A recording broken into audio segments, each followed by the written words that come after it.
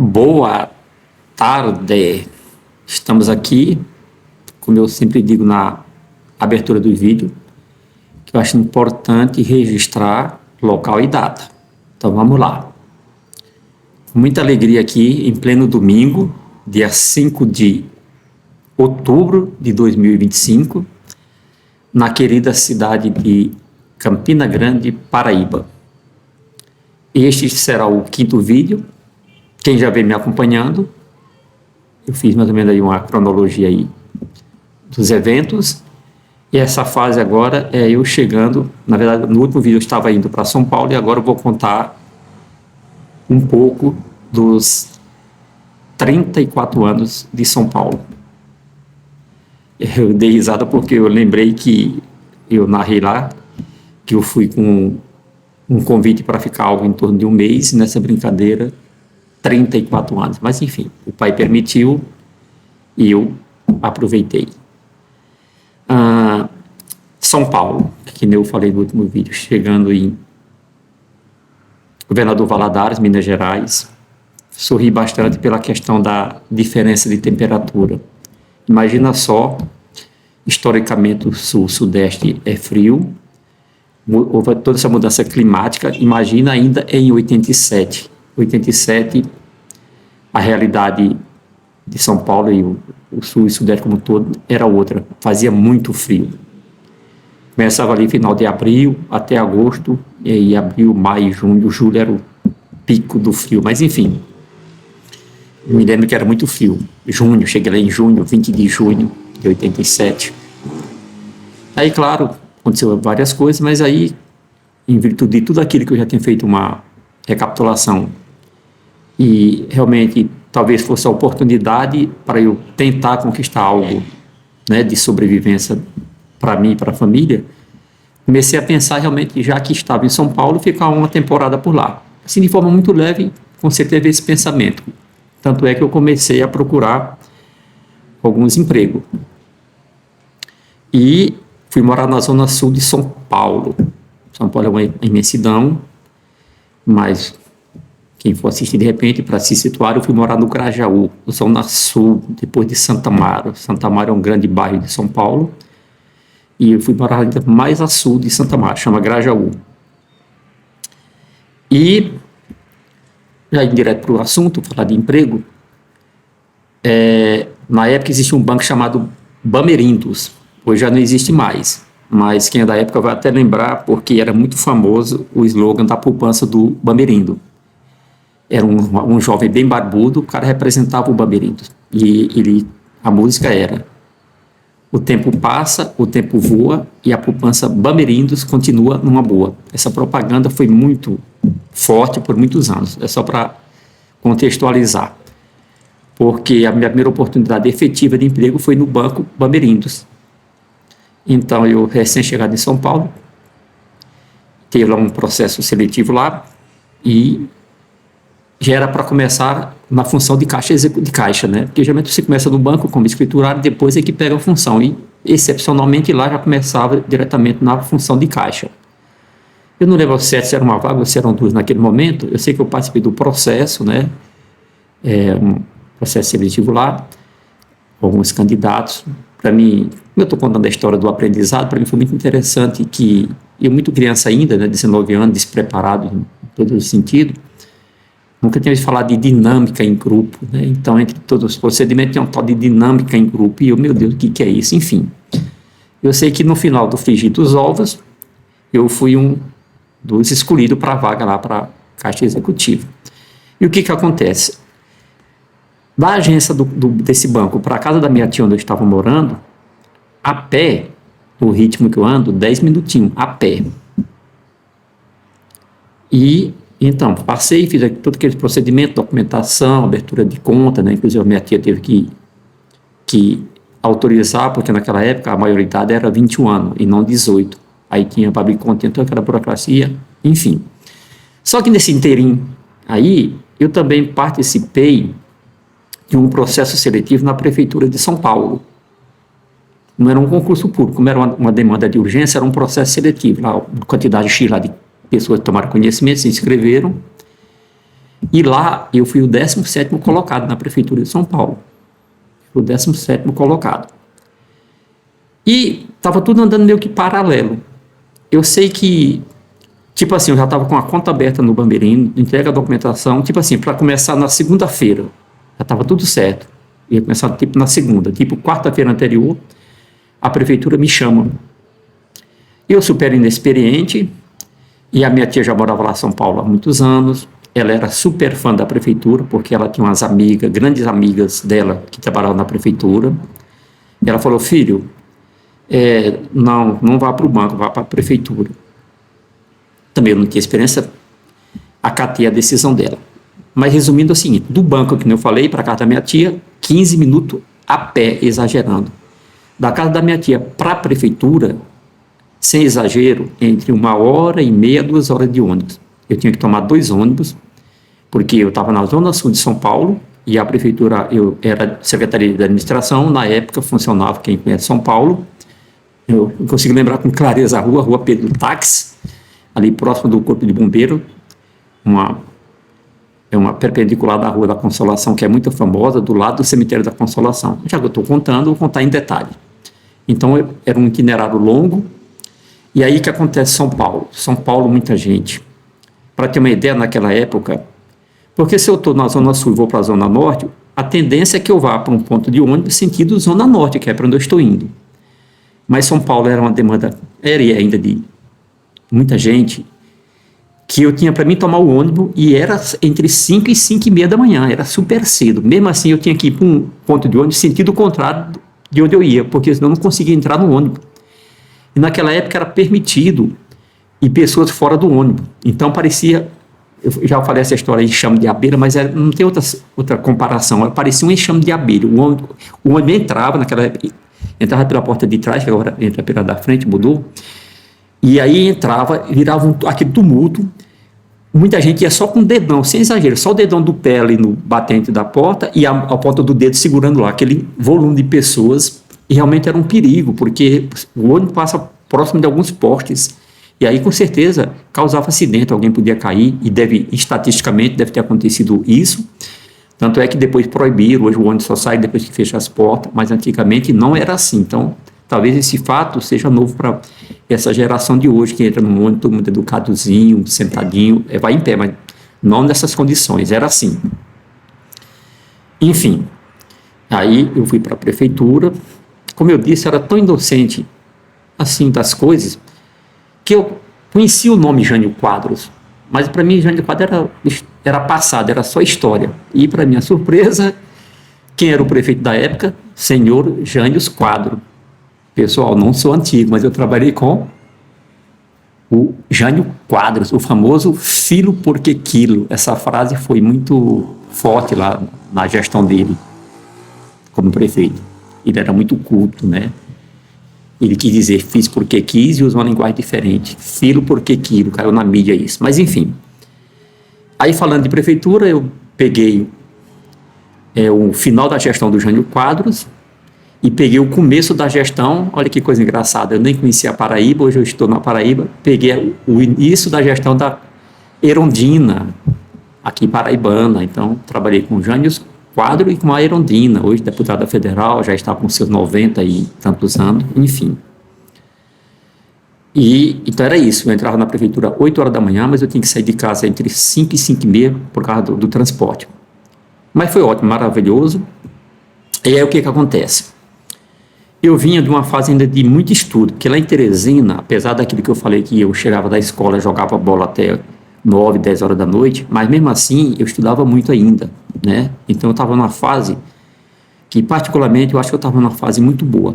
Estava assim, como ele fala assim, eu comia livros naquela época, até porque eu era discípulo do meu amigo Dadá, José Adailton, hoje formado em engenharia civil, foi um grande espelho, porque aquele ali realmente na casa do estudante tinha muitos estudantes, agora igual Dadá eram poucos, mas enfim, avançando.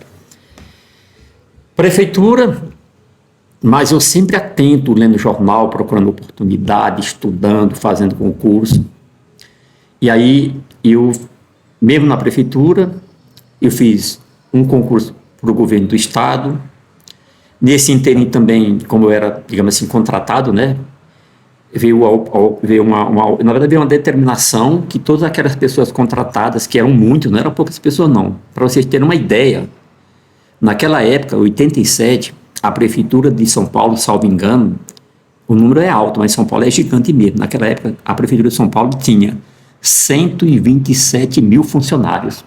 Imagina só, uma prefeitura com 127 mil funcionários naquela época. Então, esses contratados deviam ser, não lembro o número, mas eram muitos. Tanto é que, quando abriu o concurso para efetivar essas pessoas, tinham 16 mil vagas. E eu passei em 1.300 e pouco, não lembro ao certo, no concurso. Que aí, junho de 89 era a data limite. Tinha um concurso, aí quem passasse seria efetivado e quem não passasse, infelizmente, seria dispensado.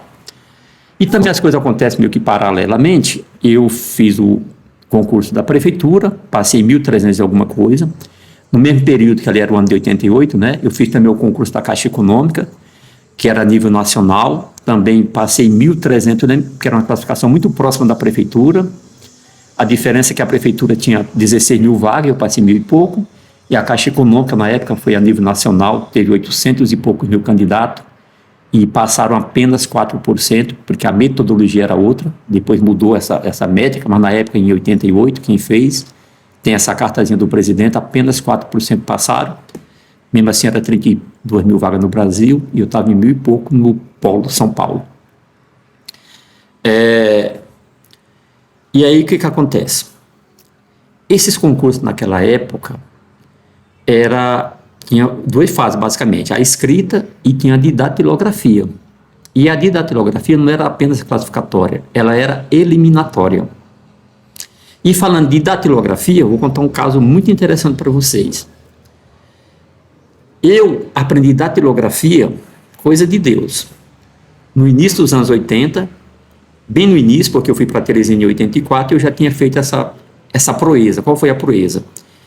Não sei o porquê, eu aprendi a datilografar numa folha de papel. E você fala, como assim numa folha de papel? Eu lá no meu interiorzinho, na Terra Vermelha, peguei uma folha de papel e desenhei as teclas, os teclados, na folha de papel. E aí eu ficava lá, ASDF, ASDF, né, que a linha do meio da mão esquerda é ASDF. E fui treinando as outras. Eu aprendi datilografia numa folha de papel sobre a mesa, eu digitando ali a SDF e as outras letrinhas. Enfim, então já era, digamos assim, expert em datilografia. Porque datilografia nos anos 80 era assim o Monster, era assim o top das galáxias, né? Era uma coisa de elite. E aí, quando eu fui para Teresina em 84, aí na escola Senac, eu acabei fazendo o curso para ter o certificado, o diploma, né? Mas eu já sabia datilografia. Na Prefeitura de São Paulo, eu também usava muito datilografia. Naquela época não tinha computador, estava começando algumas coisas, mas já tinha máquina elétrica, hoje eu já trabalhava com máquina elétrica na Prefeitura. Por que eu estou contando tudo isso? Porque eu passei em 1.300 e pouco, tinha 16 mil vagas, e aí a última prova era de datilografia, e era eliminatória. E essa prova aconteceu, quem é de São Paulo sabe, ali próximo da Praça da Sé, na rua Quintino Bocaiúva, que é famosa, perto da rua direita. Eu digo tinha, porque hoje já não tem mais, me parece que fechou alguns anos atrás. Tinha um instituto Quintino Bocaiúva, que era uma escola de datilografia muito conceituada, antiguíssima, era centenária na verdade. E a prova do concurso da Prefeitura de datilografia aconteceu lá. E aí, para mim, já começou uma surpresa, porque ao entrar na sala, as máquinas, que na época, sabe, antigamente era Olivetti, só que lá era uma Olivetti que eu até então nunca tinha visto, era uma Olivetti, deve ser da primeira geração, digamos assim, era uma maquinazinha pretinha, mais compacta, assim, o nível dela era diferente, porque a Olivetti tradicional ela é meio que plana, essa tem um degrau assim, meio que uma escadinha, então é outra posição de dedo, mas enfim, e bem menorzinha. Aí o que aconteceu? O concurso, quem já fez sabe, é um texto e você tem um tempo para fazer aquele texto. E aí, nessa sala, onde tem pessoas, é assim, um abre a boca, pensa que é só ele, só que sem abre, aí é aquele eco. Aí tava um barulho do tamanho do mundo. Eu sou um cara muito quietinho nos lugares assim, mas tava um eco. E a pessoa lá, por favor, calem a boca. Tipo assim, não era bem calar a boca, mas façam silêncio. E as pessoas, no modo geral, são muito barulhentas. Eu sei que ela repetiu essa voz N vezes, que já estava no meu juízo aqui me atrapalhando. Mas moral da história, começou, tocou a sirene para começar, e eu vou lá, pam, dananana, porque eu tinha uma certa habilidade, né? Terminei o texto e recomecei. Terminei o texto e recomecei. Quando apitou, que eu peguei a papel para ler, cara, me veio assim, me veio uma tristeza não tão grande, porque ninguém gosta de perder, mas eu não sei porquê, desde pequeno eu sei que na vida alguém tem que perder, ou pelo menos deixar de ganhar. Quando eu fui ler, pasmem, não tinha palavras, tinha letras. Não tinha palavra. Eu coloquei a mão errado no teclado, e como eu uso, não olho para o teclado, como estava errado, errei todas as letras. Então não tinha palavra, tinha letra. Eu falei, perdi o concurso. Mas tudo bem, vida que segue. O mais interessante disso, como eu falei que eu tinha feito esse concurso tudo na mesma época, a prova de datilografia da Caixa, também era eliminatória, aconteceu dias depois. Eu lembro assim, foi pequeno o intervalo, acho que não dava um mês. E aonde? No mesmo local. E a gente tem essa mania de ficar com trauma, né? Mas eu falei, pai, sem trauma, eu sou competente nesse ponto. Eu sabia que eu era, porque eu tinha aprendido da forma que eu aprendi, trabalhava com aquilo. Eu falei, não vai me atrapalhar. O que foi que eu fiz? Joguei a mão em cima, olhei, conferi. Aí eu falei, agora eu posso acelerar. Eu vou te falar, acelerar. Aí, numa boa, fiz a provinha bonitinha, acabei ali, estava tudo bonitinho da Caixa Econômica. Do governo do estado eu não sei onde foi que eu fiz, mas enfim, esse me marcou muito, porque eu sabia que eu tinha perdido, o outro eu falei, eu preciso corrigir essa falha, né? E lá na prefeitura, quando eu cheguei na segunda-feira, geralmente essas provas acontecem no final de semana, sábado, domingo. Quando eu cheguei na prefeitura no dia seguinte, na segunda-feira, eu já falei, olha, eu perdi o concurso. Ninguém acreditava. Eu falei, perdi. Como que você perdeu? Você trabalha aqui, você é bom nisso? Eu falei, mas eu perdi, contei. Enfim, até aí tudo bem. Mas depois que saiu o resultado da Caixa, que eu tinha passado, aí falaram, tá vendo? Você não queria ficar na prefeitura, você queria ir para a Caixa, você fez de propósito. Mas assim, me acusaram mesmo que eu tinha feito de propósito, que eu fiz uma boa amizade, graças a Deus.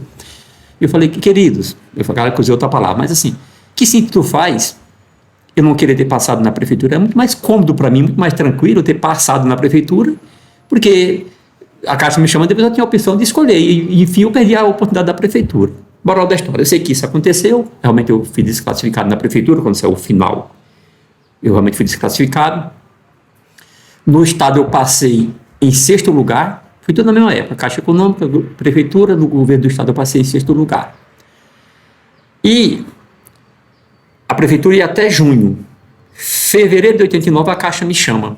Cara, imagina só, a minha origem, as minhas necessidades financeiras, e 13 irmãos para ajudar. Eu falei, é a minha salvação, porque quem é da nossa época sabe, naquela época, emprego, basicamente era assim, Banco do Brasil e Caixa Econômica. O cara passasse Banco do Brasil, Caixa Econômica, a família ficava feliz, porque sabia que ia ter um ganha-pão ali garantido. A Caixa me chama em fevereiro de 89. Eu falei, que bênção. Aí já chegou, na época era telegrama, para assumir, fazer os exames pré-admissional. Aí, o que acontece? Chegou o telegrama e foi aquele sorriso. Antes, eu nem lembro se eu cheguei a fazer o exame médico, ou se nesse intervalo, desculpe, veio o plano verão, mexeu na economia, plano verão. Aí mudou toda a economia, aí a Caixa suspendeu as contratações. Aí imagina a tristeza que veio para mim, falei, perdi a oportunidade. Mas enfim, fevereiro de 89, aí marca essa data, fevereiro de 89, com o plano verão até as coisas se ajustarem, aí eu só fui admitido mesmo em outubro de 89, mas ficou essa lacuna. Então outubro já foi pós-junho, lógico, aí já tinha perdido a minha vaga na prefeitura, porque em junho encerrou. Aí tem uma empresa que muitos conhecem lá de São Paulo, que é esse relógio que marca temperatura, poluição. Era os primeiros relógios digitais que tinha, era chamada DIMEP, que é Dima de Melo Pimenta, que era uma empresa lá no Alto da Lapa, que fabricava esse relógio. Nesse intervalo de junho a outubro, eu fui trabalhar nessa empresa privada. Foi a única empresa privada que eu trabalhei na minha vida, na minha história. Fiquei de junho até outubro, quando a Caixa me chamou. Vamos lá. Então, eu tenho duas histórias, basicamente, em São Paulo. Antes da Caixa e depois da Caixa. Então, o trabalho para mim é uma coisa que faz parte do meu dia a dia. Quem assistiu meus vídeos, lembra que eu contei lá no primeiro vídeo, dos 8 aos 12 anos, eu já trabalhava e muito. Chegando em São Paulo, também não foi diferente. Quando eu estava na prefeitura, eu trabalhava na prefeitura, que ia até das 8 às 17 horas, mas deixa eu contar um caso antes. E aí eu na prefeitura, fazendo esse percurso todo, 87, eu não lembro bem ao certo, mas foi já no ano de 88, um certo dia, eu cheguei em casa no sábado. Quando eu cheguei lá, era uma surpresa. O meu irmão, mais velho que eu, o Edivan, que eu chamo de Didi, estava lá na casa da minha tia. Também chegou lá de surpresa, ninguém sabia. Um amigo estava indo para São Paulo, convidou ele, ele foi e chegou lá de surpresa. E aí também ele foi com a ideia de ficar. Mas sabe como é que é, né? A gente acolhe uma pessoa, mas tem capacidade para acolher um, duas, e de repente não está esperando por outro, você tem que achar uma forma de sobreviver. Mas voltando mais um pouquinho também, que aí são muitas histórias, essa minha tia que eu não contei, já morava com minha tia, minha irmã mais nova que eu, 1 ano, a Ana Amélia, chama de Aninha. Já morava com minha tia desde pequenininha, nem lembro o certo. Eu sei que quando eu fui para lá, essa minha irmã já morava com ela. Então ficou um período, eu e minha irmã, que é a Ana Amélia, que é a mais nova que 1 ano, e desse dia chegou meu irmão, mais velho que 1 ano. Enfim, e aí em função de tudo isso, eu já estava trabalhando e tal, e a gente bastante conterrâneo no Alto da Lapa, que já é mais na região mais central de São Paulo, né? Alto da Lapa, Pinheiros, já mais próximo do centro de São Paulo. E aí, com isso, com a chegada do meu irmão, a gente começou a arquitetar de eu sair da casa da minha tia para ir morar no Alto da Lapa, lá em algum quartinho com alguns amigos, para acolher o meu irmão. Não era muito de agrado da minha tia, mas eu, como já estava lá, era um suporte para o meu irmão. Então, a gente conseguimos dar uma vaga lá com um conterrâneo da época lá, amigo de roça, né? Meu tio Zé Paixão, um abraço, e me acolheu lá, morava com o irmão dele lá num quartinho no Alto da Lapa, e a gente foi morar com ele lá. Enfim. E aí aumentou a necessidade financeira, porque hoje o pessoal fala que tem desemprego, etc e tal, mas mesmo em 87, dependendo da sua qualificação e da sua predisposição para encarar a vida, às vezes ficava alguns meses, às vezes até anos sem emprego, enfim. Aí eu me senti na necessidade, já que eu estava mais engajado, meu irmão demorou um bom tempo para arrumar emprego também, aí o que eu fazia? Eu trabalhava na prefeitura, aí eu saía 5 horas da tarde, aí eu ia para a Avenida Faria Lima, que é uma segunda paulista, o Shopping Iguatemi, que hoje quem vai no Shopping Iguatemi é um glamour, uma coisa assim chiquérrima, mas em 88, 89, o Shopping Iguatemi da Faria Lima, para quem não sabe, era um shopping muito minúsculo, pequenininho, mas enfim. E lá dentro tinha o Ronald McDonald's, o famoso McDonald's. Então eu saía da prefeitura às 5 horas da tarde, eu ia lá para o Shopping Iguatemi, aí eu trabalhava no McDonald's, das 6 da tarde até as 10 da noite. Aí pegando o gancho de Ronald McDonald's, lá ele faz de tudo. Você passa por vários setores. Foi um dos lugares, de todo esse trabalho que eu fiz na minha vida, que mais me cansou. Eu lembro quando eu chegava em casa à noite, minhas pernas ficavam lacrimejando, porque lá a gente anda muito. É muito dinâmico. A demanda é muito grande. Então lá eu realmente me cansava. Enfim. Aí além da prefeitura, McDonald's, de sábado, naquela época não tinha tecnologia, tinha o famoso crediário, que cartão de crédito só tinha o credit card, era bandeira credit card, quase não tinha cartão de crédito naquela época. E também as pessoas quase não tinham cartão de crédito, chamava crediário, você preenchia uma ficha, um dado, para poder depois fazer aquela avaliação de capacidade de pagamento, enfim. Aí eu ia fazer, chamava bico, né? Freelance, né? Então, aos sábados eu ia para essas lojas de roupa, calçado, ficava atendendo o cliente e preenchendo ficha de cadastro, né? Então, eu trabalhava ao mesmo tempo. Prefeitura, McDonald's, e de sábado nós fazia esse freelance aí. Mas como eu disse, mesmo assim, já bebia minha cervejinha, jogava bola, participava da vida. É assim, você arruma tempo para tudo. Aí por isso que eu falo que eu tive 2 fases, antes da Caixa e depois da Caixa. Quando a Caixa me chamou, que eu assumi na Caixa, aí realmente fiquei só com a Caixa. Aí falando do governo do Estado, já ele chegando em outubro, também chegou a convocação do governo do Estado. Então eu tive, assim, numa questão mesmo de entre 1 semana e 2 semanas, eu tive que escolher entre a Caixa e o governo do Estado. Como eu já trabalhava na prefeitura, tinha uma noção do emprego estadual, Aí eu fui pensar, o bom do governo do estado é como era o sexto colocado, até o oitavo tinha a opção de escolher trabalhar diretamente com o secretário de administração. Então, até o oitavo ia para o gabinete. Então, o benefício seria este.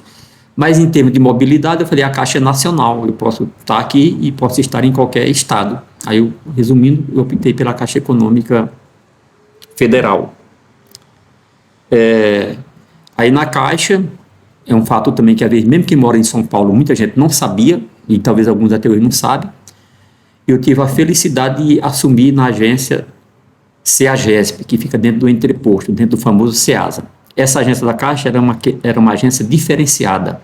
Eu falo era porque hoje ela não está mais dentro do entreposto, ela está próxima, mas está na Avenida Dr. Gaston Vidigal, ali na Vila Leopoldina. Mas ela era um sistema de comodata lá com o governo do estado, ela ficou por 30 anos dentro da CEAGESP. Por que eu tive a sorte de ir para lá? Porque esse sistema bancário é um sistema muito de alto risco, digamos assim, né? Assalto, essas coisas todas. E por ela ter funcionado dentro do CEAGESP, então a segurança era redobrada. Então, historicamente, 30 anos lá dentro, nunca sofreu um assalto. Então, esse ponto muito positivo. E qual era o diferencial de lá que muita gente não sabia e até hoje não sabe, mesmo morando em São Paulo? Essa agência, antes de eu entrar, até os anos de 86, ela funcionava 24 horas todo santo dia, ao público, normal. Quando eu entrei em 89, ela já funcionava num horário diferenciado. Porém, ela trabalhava ao público. Eu não lembro se abria às 6 da manhã ou se era 8 da manhã. Eu sei que ia até 22 horas, aberta ao público, normal. E dia de sábado funcionava das 9, ou era, eu não lembro se era 18 ou se era 16, não, era 18. Que aí depois, quando o Fernando Collor assumiu o governo nos anos 90, aí foi mexendo também na economia, aí começou a fechar às 16, depois começou a não funcionar dia de sábado. Eu sei que depois, nos anos 90 e pouco, já estava no horário padrão de todas, entendeu? Então, e aí foi muito tranquilo nessa questão de segurança. Aí, dando uma passagem rápida aqui da Caixa Econômica, resumidamente, eu fiquei lá de 89, de outubro de 89 a dezembro de 2019. Para ser mais preciso, eu fiquei 30 anos, 2 meses e 5 dias. E parece que foi assim um piscar de olho, muito rapidamente. Desses 30 anos, eu fiquei 3 anos sem função, que é o normal, quando você entra no banco, é escriturário. Arredondando, eu fiquei 7 anos como caixa executivo, legal, né? Caixa da Caixa. Então, esses 10 primeiros anos, eu fiquei todo dentro do CEAGESP. Então, em termos de segurança, muito tranquilo. Aí, em 93, eu acho, 94, a agência foi lá para a rua, para Gaston Vidigal, enfim. Aí eu fiquei 3 anos sem função, 7 como caixa executivo. Quando foi em 99, a Caixa também estava mudando a métrica. Antigamente, gerente era nomeado, era QI quem indicava. Então, tudo mudou. Na época, lá, essa agência que eu trabalhava, tinha em torno de 45, 50 funcionários, nós tínhamos 10 caixas executivas, tinha um gerente geral, um adjunto e um supervisor. Então, o quadro gerencial era muito enxuto. O maior quadro era a caixa executiva. E já se falava, olha, vai mudar, daqui a alguns anos vamos ter mais gerente do que caixa. Parecia uma coisa incrível. Era igual dizer que no futuro não teria mais ascensorista, né, que é aquela pessoa que pilota elevador. E hoje realmente já não tem mais essa função de ascensorista, ou tem muito pouco. E a mesma coisa aconteceu com as funções na Caixa. Na época tinha 10 caixas executivas e 3 gerentes, arredondando. Hoje é o contrário, você tem 2 ou 3 caixas executivas e às vezes, dependendo da agência, tem 5, 6, 7 gerentes. Enfim, aí, já que eu estou contando a história, como eu disse, gerente fazia um concurso interno, depois começou a mudar a métrica, eu peguei já a segunda leva de gerente já via concurso. E aí, pasmem, não era todo mundo podia fazer concurso. Coisa louca, como é que pode? Era um limitador até para fazer a prova de concurso. Não tem sentido isso. Porque o cara faz a prova, quem passa vai. Não. Para fazer a prova tinha materiais. Como é que funcionava?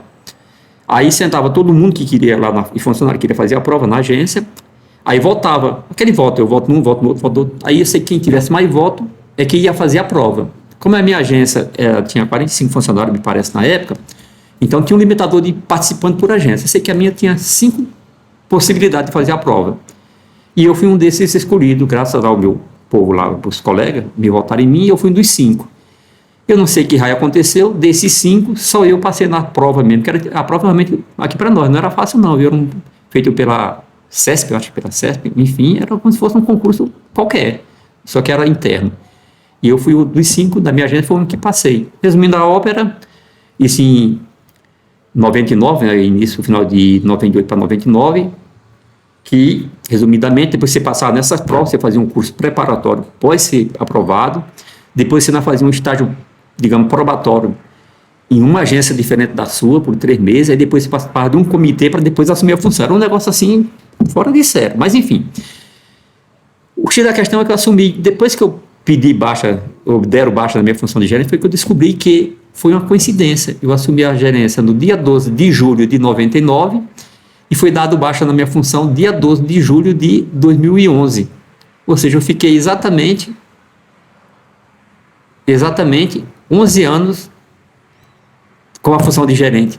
Não, de 2010, né? Eu sei que foi do dia 12 de julho a 12 de julho. Muita coincidência, nem eu tinha percebido isso. Foi 11 anos certinho na função de gerente, né? Sempre atuei na área de pessoa física. Depois, por alguma necessidade lá, pediram a função. E como eu já estava com outros pensamentos, estava já, digamos assim, um pouco cansado de agência, porque não é fácil, né? Tanto é que eu tinha cabelo, eu tinha juízo, eu tinha pensamento. Tudo isso já tinha ido para o ar. E aí eu fui para a área de tecnologia, onde eu fiquei mais 9 anos. Aí em 2019 veio aqueles... Já tinha outros programas, né? Chama PDV, Programa de Demissão Voluntário. E aí por N razões eu já... Não era aquele filme lá, mas eu pedi para sair desse PDV. Então, o grosso da história é isso. Falando de São Paulo, é claro que tem um monte de outras histórias, mas aí vai ficar para uma segunda oportunidade. Aí lembrando, quando eu falei que eu tenho, né, 12 irmãos, 13 comigo, essa minha irmã mais nova já morava lá com a minha tia. Nesse intervalo de tempo, eu acabei levando mais 9 irmãos para São Paulo, levei 9 irmãos para São Paulo. Depois inclusive essa irmã minha que já morava com a minha tia também acabou indo morar conosco, né? E aí a gente, realmente uma nova família clementina em São Paulo, graças a Deus, quase todos casaram, eles são pai de família, dono da sua vida, enfim, e é isso aí. Então fiquei de 89 a 2019 87 a 2019 em São Paulo, e aí eu vim aqui para Campina Grande em fevereiro de 2022, que vai ficar para uma nova história. E depois talvez eu faça alguma coisa contando alguns acontecimentos de São Paulo. Mas esse é o grosso de São Paulo. Cara, esse cara fala demais, Santo Pai. Não deixei nem minhas crianças perguntar alguma coisa. Como eu estou finalizando esse vídeo aqui, querem fazer alguma pergunta? Tá tranquilo? Eu quero. Assim, eu amei toda a história, sabe? Principalmente ver toda a sua disposição de chegar lá e trabalhar tanto, né? Se dedicar tanto para poder sobreviver mesmo. Só que o que mais me chamou a atenção nessa história toda foi a questão eu nem sabia essa palavra, datilografia. É assim que fala? Datilografia. O senhor escrever no papel e ficar treinando lá no meio da roça. O que aconteceu para o senhor ver a importância de tomar essa decisão? De treinar a datilografia? Boa pergunta. Parece que eu falei lá no início. Nem eu sei. Acho que eu usei essa palavra, coisa de Deus. Porque olha só, imagina só, meus irmãos. Você lá no interiorzinho, no meio do nada, com todo respeito, só tinha a casinha do meu pai, à esquerda a casa do meu avô, e descendo um pouco a casa da minha tia. Assim, muito próximo. Assim, sem perspectiva nenhuma. Eu estudava, lógico, fazia o primáriozinho naquelas escolinhas que eu nem falei, né? Acho que eu não contei essa história que eu estudava, era sentado no chão, né? Na casa da minha tia, era professora, não tinha carteira, porque não tinha escola assim, bancada pelo... Eu acho que até a prefeitura pagava um salário para ela, mas não tinha uma estrutura com um espaço, com carteira, com cadeira, aquelas coisas, entendeu?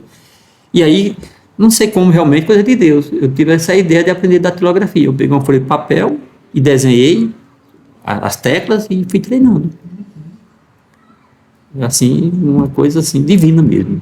Aí uma outra curiosidade, nesse mesmo assunto, foi a questão do senhor fazer o concurso na parte da datilografia o senhor não olhar pro teclado, no caso, né? As pessoas poderiam olhar ou é regra que não pode olhar pro teclado? Pode olhar, porque tem pessoas que digitam só com 2 dedos, tem pessoas que digitam muito rápido, né, com 2, 3 dedos. Poderia olhar. E mesmo podendo olhar, o senhor fez sem olhar? Sem olhar, porque eu já tinha, internamente, eu já tinha esse conhecimento, digamos assim. Como eu disse, eu já aprendi lá em 81, 82, eu aprendi com essa tecnologia que eu inventei, né? E depois eu trabalhava na prefeitura usando máquina, entendeu? É claro que essa máquinazinha não, me surpreendeu mesmo, porque realmente era diferente de todas as máquinas que eu já conhecia, que era essa Olivettezinha. Depois, na internet, deve ter o desenho dela, uma bem pequenininha. Essa escola foi abolida, porque ela era centenária, enfim. Então, eu me sentia, assim, com todo respeito à palavra, me sentia confiante. Eu sabia da datilografia. Difícil, talvez, fosse passar na prova escrita, mas a datilografia, para mim, teoricamente, por isso a gente tem, o pessoal no interior fala, nunca conte com o ovo dentro da galinha, porque pode não sair, pode sair e quebrar, que foi mais ou menos o que aconteceu comigo, né? Talvez excesso de confiança, mas aí que eu falei assim, por incrível que pareça, mesmo eu tendo uma necessidade de garantir o meu emprego, mesmo eu tendo uma necessidade, né, de sobrevivência, mas eu sempre me conformei com as coisas que nunca deram muito certo naquele exato momento, porque talvez é que a gente depois vai aprendendo que talvez não deu certo aquilo porque era para ser outra coisa. Então, eu sempre tive esse discernimento. Claro, fiquei sentido, fiquei preocupado com a prova, a próxima prova que eu já sabia que eu ia fazer, que era o da Caixa, não sabia a data, mas sabia que estava na minha frente. Ficou aquela certa preocupação. Eu falei, Deus é mais, eu tenho que confiar no meu conhecimento. Somando um pouco de atenção e tudo vai dar certo. Como de fato deu certo. Muito bom. Então, só para entender, quando o senhor trabalhava na prefeitura, o senhor era datilógrafo? Era uma coisa que o senhor fazia todos os dias ou não? Porque o senhor falou que foi confiante fazer a prova porque já tinha essa experiência. O senhor já fazia isso todo dia, por isso que o senhor nem olhou? É porque, não é que a minha função era datilógrafo, mas na prefeitura, hoje quase não se usa papel, né?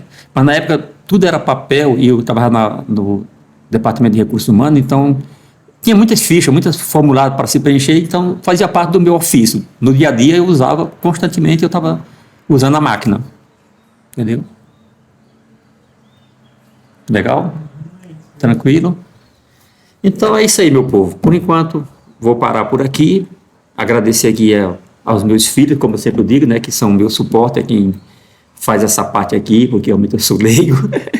Ter paciência, tolerância. Espero que vocês gostem do conteúdo. Se alguém que assistir tiver alguma curiosidade, fazer algumas perguntas, eu posso estar, talvez, lá na frente respondendo essas perguntas. Combinado?